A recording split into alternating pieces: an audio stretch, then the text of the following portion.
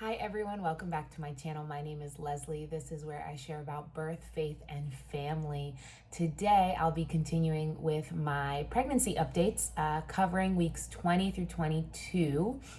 I'm excited to be sharing with you what's been developing with baby, what's been developing with me, and sharing with you as well what God's been teaching me along the way. For those of you joining us for the first time, I am a believer, a wife, a mother, and a childbirth doula. So I'm excited to be sharing with you this journey, and we're gonna dive right in. So to start off, last time I shared, baby was about the size of a banana. Now baby is about the size of a spaghetti squash. So she is getting bigger. She also is getting stronger. Her kicks that started off as flutters a couple weeks ago now really feel like kicks, and she's definitely got a pattern to them. She tends to be most active during my evenings when I am feeding Jeremiah and putting him down for bed. She tends to kick during that feeding, and he doesn't seem to mind, but that's definitely when she's most active, as well as during nighttime when I'm laying down for bed. So you may start to notice the pattern for your own child during this time. She can also now hear, and so I've taken this opportunity to start singing to her, playing music for her, kind of the same way I did with Jeremiah. And babies are actually listening to so much inside of you. I think people think that you always have to be quiet when a baby's born. Shh, the baby's sleeping, don't wake the child. Even if you use a sound machine just to kind of, it's keeping background noise for them. There's nothing like just regular interaction and talk, just so the child gets used to sleeping that way and really never develops. They're already used to that. So they never develop the custom that it should be completely silent. Also now, a baby has taste buds, and she has now started sucking and swallowing, actually. So baby is now swallowing amniotic fluid. So this is a way for her to gently start using her digestive system. She takes in the amniotic fluid, she absorbs the water, whatever she doesn't use actually just ends up being left in the intestines, and in her bowels meconium starts to form, which will be her first poop. So that is all happening. Look at all that's happening. Even at the halfway mark, baby is doing so much, and so much has developed. It's absolutely amazing. Also, she has small facial features that have developed, like her eyelids, her lips, even her eyebrows. I'm praying she has my eyebrows and not her daddy's eyebrows. Jeremiah has his daddy's eyebrows, and that's okay. But we want baby girl to have my eyebrows because I've never had to do them, and hopefully she doesn't have to do them either. Then we also have fingernails even developed at this point. And on top of all of that, there's a lot going on with baby's skin. So vernix, the white waxy covering that babies have, has developed. Now this helps them from getting all pruny while they're in all that liquid for all of that time.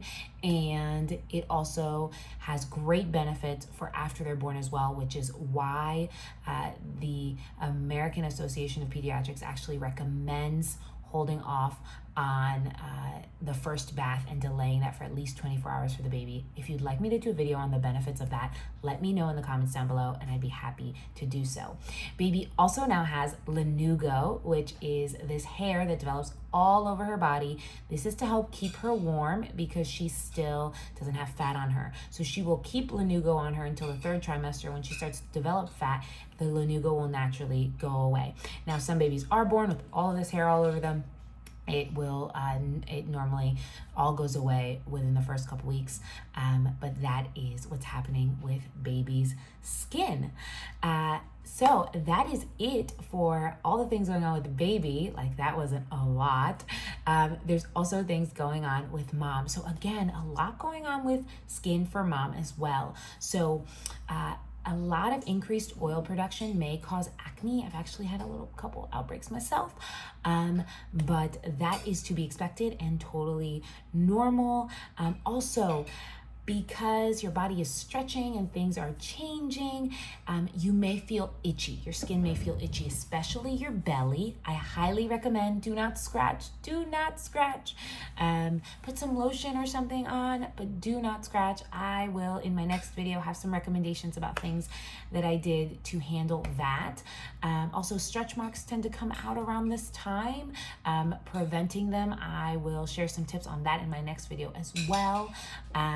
But that is common during this time as well as varicose veins and spider veins, which come from just like a change of circulation in your body. So what we recommend for that is you could wear compression hose to kind of help with that, especially if you're on your feet all day for work or anything like that.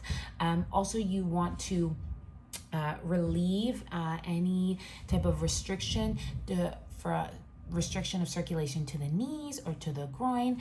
There are special underwear that you can buy during this time when your belly starts to protrude that are kind of just lower in the front, and it's stretchy,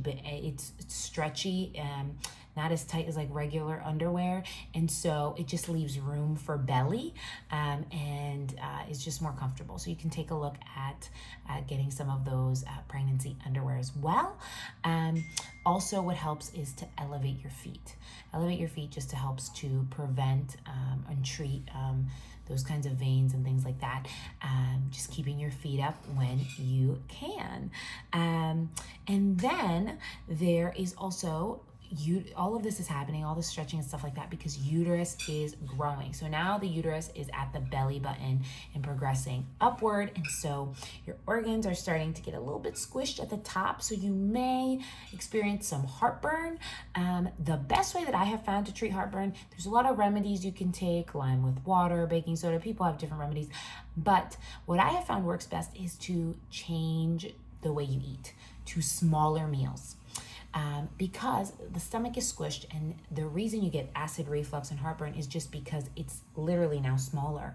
So if you just eat smaller, more frequent meals, this will definitely help. This is also something I recommended earlier for first trimester because it helps with morning sickness, which is normally, at least in my experience, was nausea that I experienced from like not eating on time. And so I had to change the way I ate to smaller, more frequent meals. That has really helped with avoiding heartburn. So that's what I would recommend for you. Also, stay away from spicy foods and things like that. There's a lot of things you can do dietary wise that they recommend, but I like a little hot sauce on some things. So I recommend the smaller meals. That tends to work.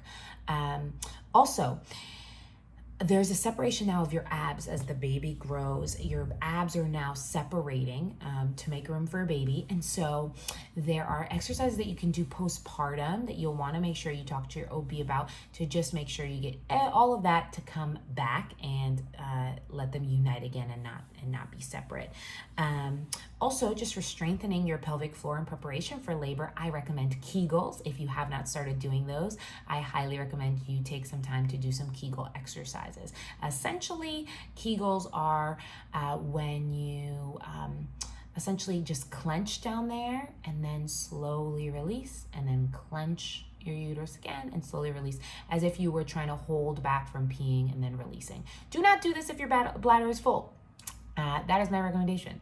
But definitely take some time to do those throughout the day. Do like sets of 20 whenever you think of it. That's my little tip on that. Also very common during this time is some weight gain, totally normal. And so to be expected during this time. And one of the things that also is that I'm addressing in this video today is one of the things that's really common during pregnancy is anemia, specifically iron deficiency. And so I want to address that because you may have gotten your blood work at the beginning and told, oh, you're a little bit low on iron, you got to take a supplement, you got to do a couple things. So I wanted to share with you a couple of things of what I've done that have helped. 1, beet juice.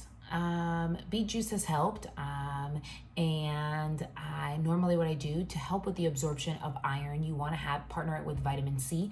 So I will go ahead and have it with a little bit of orange juice, and that helps with the absorption of iron. Also, my midwife has recommended that if you are taking, for example, a prenatal vitamin that has iron in it, the prenatal vitamin will say, take this with a meal, but actually for iron absorption, that's not a great idea. It's actually better to take it in between meals where your body has a better chance of absorbing the iron that's actually in the pill. Also, there is this product called Floradex that is a liquid iron supplement that you refrigerate, and you take 20 milliliters a day.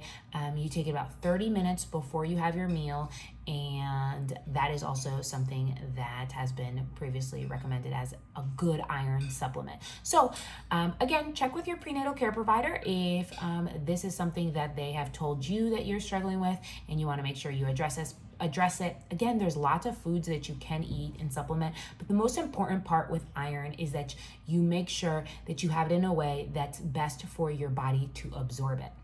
So that is my tidbit on that. Now, in terms of what's been going on in life in general for me right now, and what God's been kind of showing me is that my son just turned 1. And so I have been thinking a lot about where I was a year ago and how amazing the birth was and how much I absolutely loved it. And, I had all the time in the world to prepare. So if you're with baby number 1, that may be where you're at, where you have a lot of free time. It's you and hubby, and you have time to read the books and listen to the encouraging tapes and just relax and kind of just sit back. And if you're on baby number 2 or beyond, you know that you don't have that kind of time anymore. You are a mom to other children who need you now. And so that kind of time that I had with baby number 1, that I could really dedicate so much time, like hours of just sitting with the Lord about it and writing and reading. And I just don't have that kind of time anymore. I am a wife and a mom and a business owner, and there's just so much to do in a day. And so what I have done is kind of what's happened because of that is like the enemy has really come hard for me with attacks and lies about how this birth is going to be nothing like the first one. It's going to be miserable. I'm going to be painful because I haven't prepared. But that is a lie from the pit of hell, because this isn't about me. Grace is about God. It's about how good He is. My God is that good, and I know that He is seeing me through this.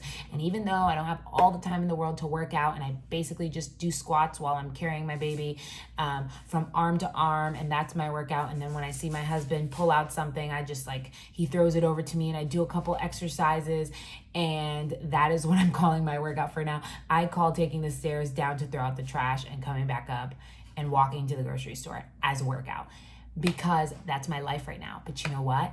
God meets me where I'm at, and He's meeting you where you're at. So regardless of what's been going on up to this point, and you feeling like, okay, I have a million things going on. I have children I'm already handling with the start of school or potentially not start of school. There's a lot of things that families are working out on. If you have older children, if you have younger children, you're like, I have younger children I need to attend to. If this is your first baby, but you still have a lot of other things going on with just the current situation and the current condition of the world, then please breathe. Rest assured, the Lord is with you. He has never left you nor forsaken you, and He's not about to start now. So I'm still gonna have another supernatural childbirth. And you know what? If you want one too, you can have one too, because the Lord is that good. He is that good. He is that gracious. He is that big. And so I want to encourage you that if you have fear around anything surrounding this upcoming labor, wherever you are in the process, if you have any fear surrounding this, I encourage you, take 30 minutes, watch my free webinar that I now have up on how to break fear of childbirth. I share 3 tips on how to break fear, and I want to share those with you. It is my gift to you. Please take some time. I hope that it blesses you. I hope that it encourages you, and I hope you gain something from there that you feel like you can apply into what I imagine is already, a busy life. And so I encourage you to take some time to do that. So thank you so much for tuning in to this video. If you liked it, just hit that thumbs up button, subscribe, hit that notification bell so that you can tune in for my next video this week, where I will be sharing on what are the best products to use for for your skin, for the things you're going through pregnancy, and also to prepare for baby, right? Go ahead and hit that notification bell so you get alerted when that video comes out. Thanks so much for tuning in. God bless you all, and I'm wishing you the best, praying for the best for you in your pregnancy, birth, and journey to motherhood. Take care and have a good one. Bye.